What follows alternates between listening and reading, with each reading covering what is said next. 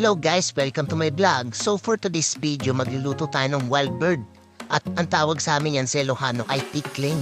Comment down below kung alam niyo yung mga ibon na to. At take note overpopulated to sa amin, hindi siya endangered. So yun guys, pinalahibuhan na natin, linisan ko yung tikling. Then gumawa tayo ng ating pagmamarinate. Then pinainit ko na yung kawali. Ilagay ko na rin yung mantika. Yon, mainit na yung ating mantika. Pwede na natin ilagay yung ating tikling. Mas masarap pa to sa Jollibee at McDo guys. Maniwala kayo sa akin. Ayan, dalawa muna lagay natin. At hihintayin lang natin yan na magkulay brown na yan o. Apaganda, diba? Kumukulo talaga siya guys. Hintayin lang natin na mag-brown color siya. Para crispy siya. Yan, gagaya niyan guys. So sinalang ko na yung pangalawa natin na marinate. Ayan guys, hintayin lang natin na mag-brown again. Tapos yan na nga, naluto na ang ating tikling. Ayan guys, sobrang sarap nito guys, lalo sa marinated. Ito yung ating fried na wild bird.